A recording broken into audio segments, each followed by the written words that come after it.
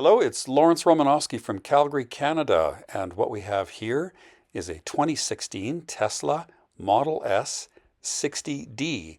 So this is the original Tesla sedan with the 60 kilowatt hour battery pack, upgradable to 75 kilowatts with the dual motor and all-wheel drive. It has range in excess of 300 kilometers, and this example has covered only 20,500 kilometers from new. In this video, I'll do a walk-around presentation. I will point out all of the, or the few, flaws and imperfections that the car does have. We'll go through the interior and exterior, and then we'll pull up the efficiency ratings from the infotainment screen, go through the cost of ownership, and I can explain why I think this is a really solid buy, getting an almost new Tesla with only basically 1 year old mileage on it, but paying the price of a depreciated Tesla Model S. So I think this is a really good buy for somebody, and we'll start with the walk around video. Okay, so it presents almost new. We have a little bit of a stone chip and a dent on the front aluminum bonnet. This can be taken out and touched up relatively easily. The front spoiler, I mean, other than that, it doesn't even look like it has any stone chips at all in it. It isn't wrapped, so that is the original paint finish. But it looks like it doesn't have any stone chips at all. It wasn't driven in the winter. That was taken with other vehicles, and so it didn't get any of the salt and rock chips that you'd normally expect in Calgary. I see a little bit of a scrape down here, but the rest of the bumper cover and underneath front skid plate and so forth looks like it's all in good shape. I mean, the brakes you're not going to have to worry about, possibly for the life of the car with the Tesla's aggressive regenerative braking. The tires are summer tires, and they're all date coded to 2021, so they're around 4 years old, but have almost no mileage on them. And we can see lots of tread left in the front. We see a little bit of curbing on 3 of the 4 wheels. One of them escaped. Little chunk taken out of that one. And we can see the tread on the rear. Rear bumper cover looks good. That's just from water, from getting washed. There's no scrapes on the rear bumper cover. It wasn't used to haul a bunch of things. There's no scratches on the again, there's some water from it being washed, and obviously it had a nice life. There's really hasn't been used to haul anything. There's no scratches on the rear bumper cover. This alloy has a few little marks on it, otherwise okay. And this alloy, well, the one closest to the driver, that doesn't have anything wrong with it. I don't see any of these undershields being torn up. As can happen if the car runs over something. Sometimes this plastic gets chipped up. All the parking sensors work. The car displays no fault codes. We have the big panorama roof. There's one of these little plastic panels which is missing that I noticed. It may turn up, but otherwise, I guess these are the sunroof, or the roof rack would bolt there. So that is missing on one. There's no door dings or dents along the flanks. This car was not used for shopping or anything. Wasn't stuck in parking lots. It's always lived in a nice garage. So there's no marks on the bumper covers, no door dings, no scratches. For the glass, I can't see any chips in the windscreen. That's a problem in Alberta with all the rocks on the road, especially in the winter. But this doesn't have any rock chips at all. Wait, there is one there. But that's covered, that's in the black, so you can't even see that from the outside. And we can see the camera system that's forward facing in the Tesla. We have front parking sensors, those are ultrasonic. And then of course there is camera in the rear right there as well. Okay, so going in the car, I guess we need the key fob, it's in my pocket. We can look to the sills, and you know, sometimes these sill plates get a little bit scratched up. Sometimes the weather strip gets a bit torn. Especially in winter, especially if you're dragging gravel in the car. This is a summer-driven car, and there's just a light coating of dust and no marks on the weather stripping, and just a few little scuffs on the sill plate. And I noticed a little bit of scuffing on this piece of leather right there, and that, again, that's an easy fix, as is this. You know, costs you not more than a couple $100. For the driver's seat, we can look for bolster wear, and we normally see that kind of right on this section here. And you know, there's very, very slight wear there, commensurate with 20,000 kilometers, and the rest of the seat looks almost brand new. I would say that it's very likely that nobody has ever ridden in the back of this car.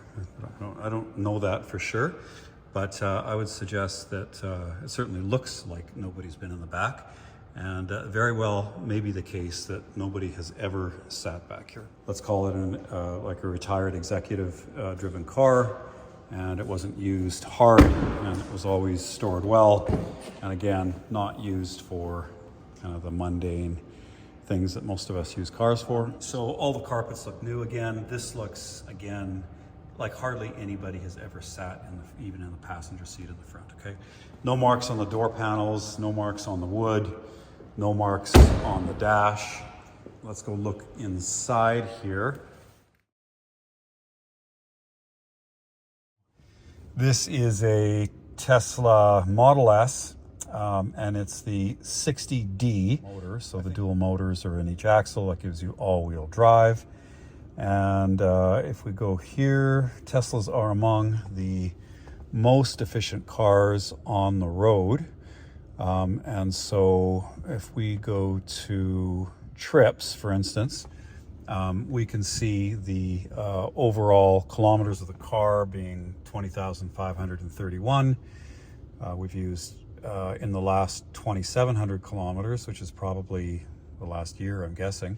And that is going to translate to 20.8 kilowatt hours per 100 kilometers. 20.8 kilowatt hours per 100 kilometers is excellent for a large vehicle.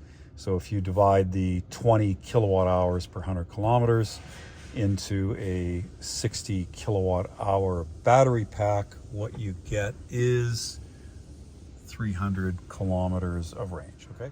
If I go to the efficiency screen, I guess I've averaged over the last 50 kilometers, 21 kilowatt hours per 100 kilometers, or 211 watt hours per kilometer.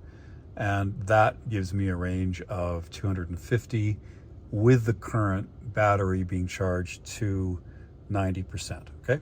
So bottom line here is that you can count on around 300 kilometers of real world range in good conditions. I know with my Tesla, I have the smaller battery one, also 60 kilowatt hours, and I have more than ample range for driving around the city, and I have more than ample range for driving on the highway because the Tesla supercharger stations are only 100 or 150 kilometers apart. So, you know, if you've got 300 kilometers worth of range, then it's easy to rely on the Tesla superchargers every 150 kilometers, giving you basically, you know, putting at ease any range anxiety, you know, as long as you stay on the major thoroughfares, okay?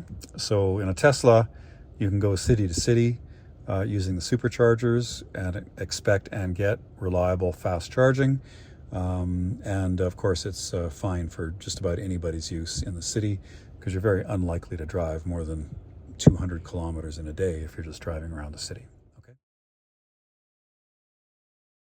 Metrics, I can also go into the car, and if somebody wants to take a quick look at what kind of software and the navigation data, and again, there's the mileage and what kind of autopilot computers on the car.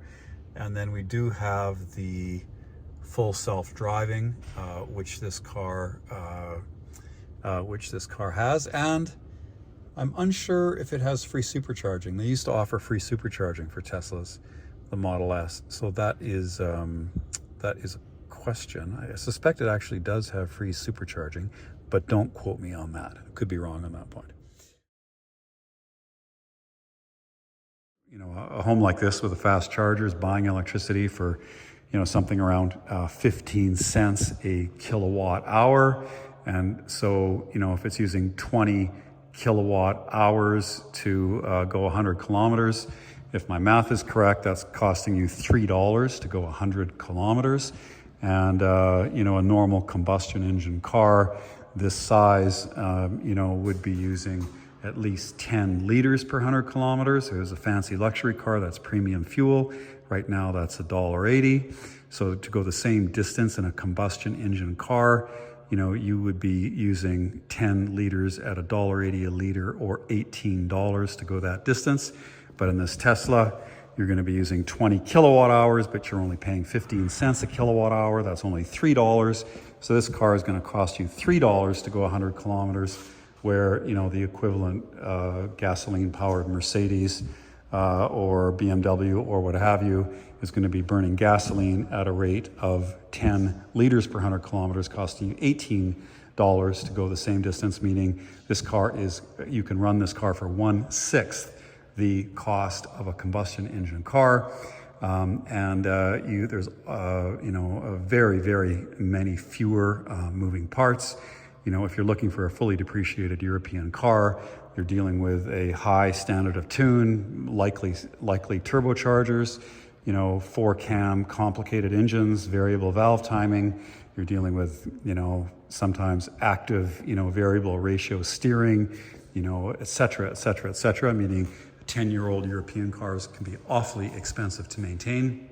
And this Tesla electric car with you know, a fraction of the moving parts in the drivetrain is going to be much less money to keep on the road. So, you know, all that works out to, I think, a really good car, useful range, and an entry point into the EV market at what I think is a very reasonable price, and also a car that promises lots of utility and an excellent economy of operation. We have the most efficient version of the Model S with the lightest, smallest battery pack, but that still gives you 300 kilometers of range out of the 60 kilowatt hours of storage. And that equates to consumption in and around the 20 kilowatt hours per 100 kilometer mark. This has been a summer-driven car. You know, you can use the Tesla supercharger network, which is very reliable and fast, making long-distance travel between cities very feasible. Importantly, this car has been stored well, and it's always been in this garage, and the charge has always been monitored so as not to be at the very low end or the very high end, and the battery shows no signs of any degradation, even though it's a 2016 car. It's a good deal, nice car, and this makes sense, especially for those who are just getting into the electric car. So with that, Lromanosky, Calgary, Canada, and a 2016 Tesla Model S 60D, 20,500 kilometers on it. Thank you very much, and please like and subscribe.